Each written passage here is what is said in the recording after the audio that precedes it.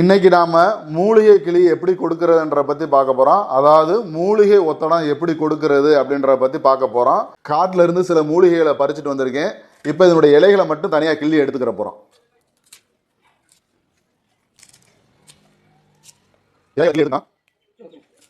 இப்போ நம்ம மூலிகையெல்லாம் ஆஞ்சிட்டோம். இதை நம்ம வதக்க போறோம். கரண்ட் அடுப்பை எடுத்து வச்சுக்கிட்டோம், பாத்திரத்தை எடுத்து வச்சுக்கிட்டோம். வதக்கிறதுக்கு தேவையான அளவு எண்ணெய் எடுத்துக்கிறோம். எண்ணெய் நல்லா காஞ்சிருச்சு. இப்போ மூலிகை இதில் போட்டு வதக்க போகிறோம். இப்போ நம்ம வதக்குறோம். மூலிகை வாசம் நல்லா வர ஆரம்பிச்சிருச்சு.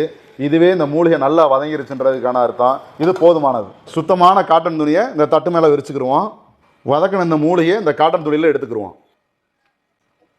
இப்போ கட்ட போகிறோம். இப்போ மூலிகை கிளி ஒத்தடம் ரெடி ஆயிடுச்சு. செக்கில் ஆடின சுத்தமான தேங்காய் எண்ணெய். எண்ணெய் ஹீட் ஆயிடுச்சு. இப்போ இந்த மூலிகை கிளியை உள்ளே வைக்க போகிறோம்.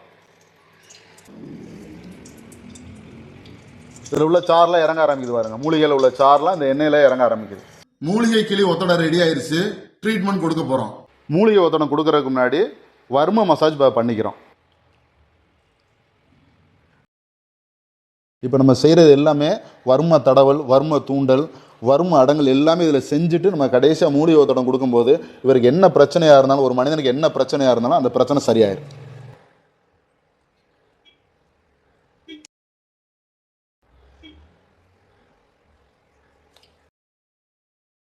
எண்ணெய் தேவையான அளவு சூடாயிருச்சு. இப்போ இந்த மூலிகை ஒத்தடத்தை இதில் வச்சு எடுக்க போகிறோம். வச்சாச்சு. இப்போ இந்த உடம்புல கொடுக்குறதுக்கு முன்னாடி நம்ம இன்னொரு கையில் இதை தொட்டு பார்த்துக்கிறேன்னு, சூடு அதிகமாக இருக்கா இல்லை குறைவாக இருக்கா அப்படின்ட்டு. இந்த உடம்புக்கு தேவையான அளவு தான் நம்ம இந்த ஹீட்டை கொடுக்கணும். இப்படி வச்சு தான் எடுக்கணும். இப்போ வச்சு எடுத்த ஒருபாடு ஒரு டயத்தில் என்ன ஆயிரும், இதில் இருக்கக்கூடிய ஹீட்டு குறைஞ்சிடும். அப்புறம் அதுக்கப்புறம் இந்த மாதிரி நம்ம தடவிக்கலாம்.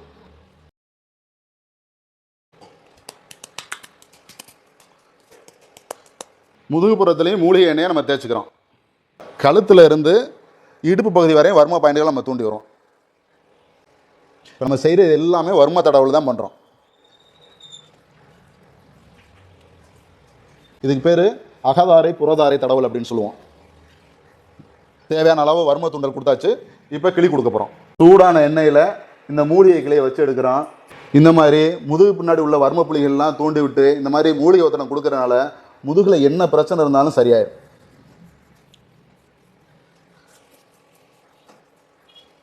நம்ம உடம்புக்கு இந்த மாதிரி வர்ம புலிகளை தூண்டி விட்டு மூலிகை ஒத்தடம் கொடுக்கறனால நம்மளுடைய உள் உறுப்புகள் சரியாகும், சீராக இயங்கும், ரெஃப்ரெஷ்மெண்ட் கிடைக்கும், மருந்து இல்லாத வாழ்க்கையை வாழ்வோம்.